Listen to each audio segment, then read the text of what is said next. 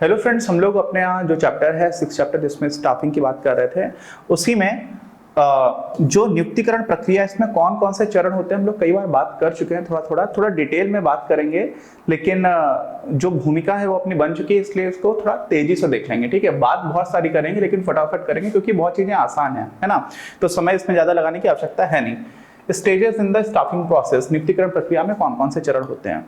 सबसे पहले तो आपको ये पता करना पड़ेगा कि आपको कितने लोगों की आवश्यकता है ना। तो क्या आता है, जो पहला चरण आता है उसको हम लोग बोलते हैं क्या, मानव शक्ति आवश्यकताओं का आंकलन। कितने लोगों की आवश्यकता है, होगा कैसे। तो एक चीज होती है जिसको हम लोग बोलते हैं वर्कलोड एनालिसिस।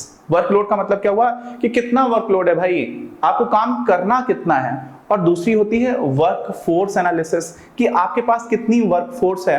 काम आपको करना है 100 इकाई और है 80 लोग, तो अगर 100 इकाई काम करना है और 80 लोग हैं, इसका मतलब क्या हुआ कि आपको 20 और लोगों की आवश्यकता है। इसका मतलब क्या हुआ, आपको और लोगों को रिक्रूट करना है। लेकिन अगर उल्टा हो जाए मतलब क्या हुआ कि वर्कलोड जो है बता रहा है कि 100 इकाई की आपको आवश्यकता है और वर्कफोर्स अवेलेबल है 120 इकाई के लिए, तो इसका मतलब 20 लोगों को आपको या तो ट्रांसफर करना होगा या उनको नौकरी से निकालना होगा। इस तरह की चीजें होती है। तो सबसे पहली चीज आती है आपको क्या, मानव शक्ति आवश्यकताओं का आंकलन, estimating the man power requirements. ठीक, अच्छा, सिर्फ ये जानना जरूरी नहीं है कि कितने लोगों की आवश्यकता है, ये बात हम लोग कर चुके थे, और साथ में किस प्रकार के लोगों की आवश्यकता है। लोगों से मतलब किस प्रकार के कौशल की आवश्यकता है, आपको किस तरह के स्किल की आवश्यकता है। ठीक, अच्छा, इसी में यह भी आवश्यक है कि आर्थिक रूप से जो सक्रिय कार्यबल होता है ना, होता क्या है, देखो हर समाज में कुछ ऐसे वर्ग होते हैं, कुछ वर्ग विशेष ऐसे रहते हैं जिनको ऐतिहासिक दृष्टिकोण से या सामाजिक दृष्टिकोण से पिछड़ेपन का सामना करना पड़ जाता है। कई बार कुछ नेचुरली भी ऐसी चीजें हो जाती हैं। फॉर एग्जांपल जिनको हम लोग बोलते हैं फिजिकली हैंडीकैप्ड, है ना, दिव्यांग उनको बोला जाने लगा है अभी, या उन्हीं के लिए हम लोग एक और वर्ड यूज करते हैं जो थोड़ा और ज्यादा सम्मानजनक है, जिनको बोलते हैं स्पेशली एबल्ड, है ना, कि उनके पास जैसे मान लीजिए किसी को आंखों से नहीं दिखता है तो उसके बाकी सेंसेस ज्यादा अच्छे हो जाते हैं, तो हम ये बात बोलते हैं कि ये स्पेशली एबल्ड है, ये उतना अच्छे से सुन लेंगे, उतना अच्छे से महसूस कर लेंगे जितना अच्छे से एक आम इंसान नहीं कर पाएगा। तो इस तरह के लोगों को क्या होता है कि काफी ज्यादा समस्याओं का सामना करना पड़ जाता है। महिलाएं हैं हमारे देश में, है ना, बहुत सारी महिलाओं को पढ़ा दिया जाता है कि आपकी शादी अच्छी हो जाएगी, लेकिन उनको जॉब नहीं करने देते। तो जो सक्रिय आर्थिक बल है, मतलब क्या हुआ, घर पे भी महिला काम कर रही है लेकिन उसके लिए उसको पैसे नहीं मिल रहे हैं, और उसको हम लोग अपनी जीडीपी कैलकुलेशन में भी काउंट नहीं करते। ये सारी चीजें मैंने इकोनॉमिक्स में बता रखी है।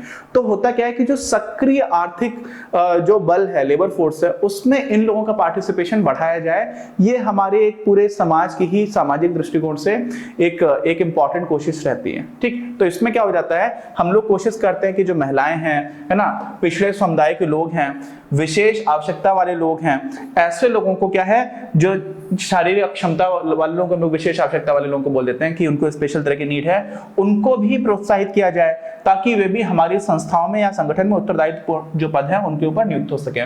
तो एक तरह का प्राइवेट सेक्टर भले ही हो, यहाँ तो बाकी जगह तो रिजर्वेशन भी हो जाता है इस तरह के समुदाय के लोगों का सरकारी नौकरी में, लेकिन प्राइवेट सेक्टर में भी इस तरह के लोगों को सम्मिलित करना पूरे समाज के लिए आमतौर पर बेहतर ही लेकर के आता है, इसलिए इनको भी किया जाता है। तो क्या हो जाएगा कि हमें अपनी आवश्यकताओं के लिए फिर से थोड़ा सा रीट्यूनिंग करनी पड़ेगी। क्यों? क्योंकि हमें इन सारे लोगों को भी क्या करना है, जगह देनी है। ठीक है, तो क्या हो जाता है इससे, अतः मानव शक्ति आवश्यकताओं को इसके अनुसार पुनः परिभाषित करना होता है। ठीक है, आपको इन सारे लोगों को भी एकोमोडेट करना है जिसके अपने फायदे होते हैं। ऐसा नहीं है कि ये कोई दान दिया चल रहा है ना। जब आप उतने ब्रॉडर पर्सपेक्टिव को लेकर के चलते हो तो उसके बहुत सारे ऐसे फायदे होते हैं जो आपको पैरोकियल माइंडसेट से दिखेंगे नहीं। पैरोकियल का मतलब क्या होता है, देखो थोड़ा इंग्लिश भी सीख कर आता हूं। पैरोकियल का मतलब होता है जो एकदम प्रादेशिक सोच लेकर के चल रहा है, छोटी सोच है, संकीर्ण सोच है ना, तो उसमें आपको ये सारी चीजें नहीं दिखेंगी। ठीक है।